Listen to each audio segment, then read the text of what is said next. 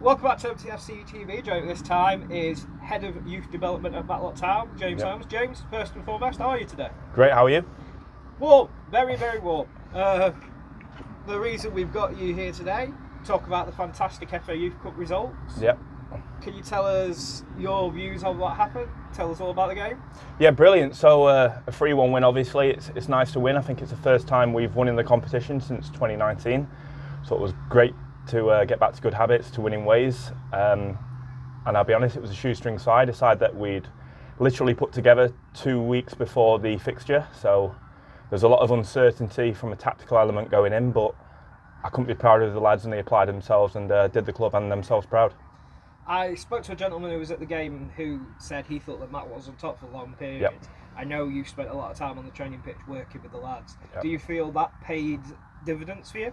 Yeah, in elements, like I said, we've only really had that group together for a week or so we wasn't able to put in specific or tactical elements, but you know, certain habits that we look for and certain sort of attitudes we ask the boys to display, they showed to a T, and I think that paid dividends on the day.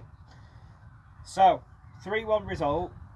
Were any of the three goals in particular stand out for you, or was it the overall performance? The first one was great. Obviously, I don't think we've scored in this competition for a few years, so like I say, it was a great little moment for myself to get back in the dugout as well. But again, the final goal as well calmed me down and put everyone's nerves to rest, so maybe the last one. Ties themselves don't get any easier. From what I know, you already know your next round opponents. Can you tell us a bit about them, where you got? I know it's another tricky away game. Yeah, so we know we've got a trip to south down to Leicester to Elston Park. Again, we don't know too much about them at this level, and especially in these rounds of the FA Youth Cup. You know, you're sort of going into the unknown with things, but I'm more focused about what we're going to do, how we're going to apply ourselves, and I think if we display those characteristics, I'd back us on the day. You've also overseen you and Kat, Mason Brilliant coming through into the first team. I know the under-21s are still very newborn, but they were part of the previous academy setup. You must be really thrilled for both lads. Yeah, I'd say Ewan's been here since he was 15. Spent some time away from the club with myself. We took the scenic route, but we're both glad to be back home. Mason's a lad I've been working with for on and off for about a year now, so I saw something in Mason that I don't think other people saw, and listen, he's doing himself proud, and I'm so happy for both of them.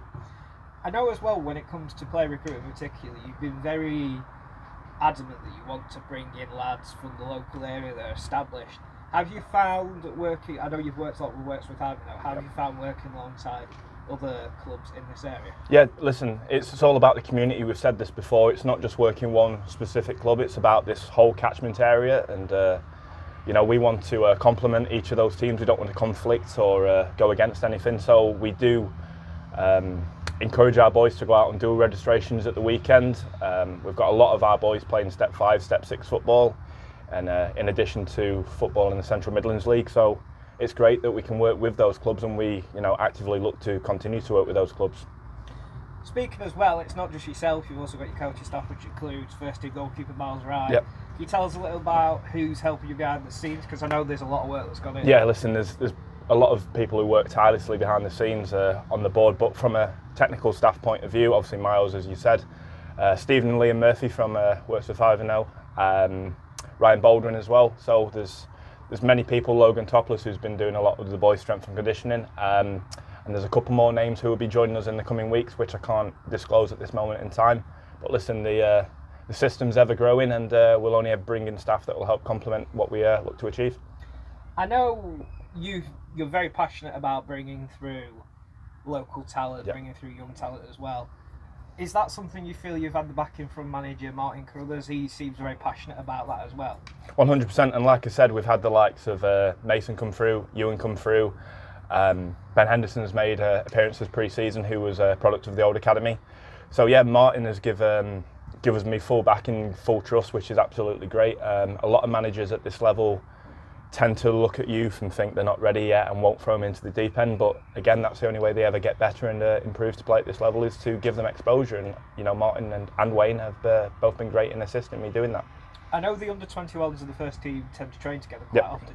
Do you feel that is a good way for them to sort of bridge that gap so everyone feels familiar with each other? Yeah, 100%. I mean, we've got we've got great coaching staff, but again, these young players need to be around players who have played at a more experienced level, and we've got players in this team who have played at a great level. So exposure to those players, lads being able to interact with them, ask questions, the little words of advice by the players passed on to our 21s boys in session is something absolutely invaluable and priceless, and I'd like to think the lads are benefiting from it.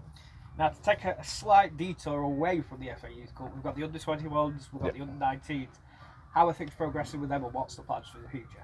Yeah, so listen, it's day by day. We're not going to run before we can walk. I think a lot of things happened in the past that we've now learnt from.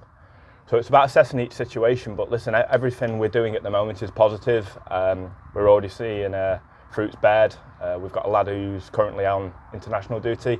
Like I say, 2 boys in and around the first team, and a lot of boys out on dual registration loans at step 5 and below. So it's great. A lot to be excited about indeed. Indeed. Thank you very much for your time, James. Thank you. Cheers.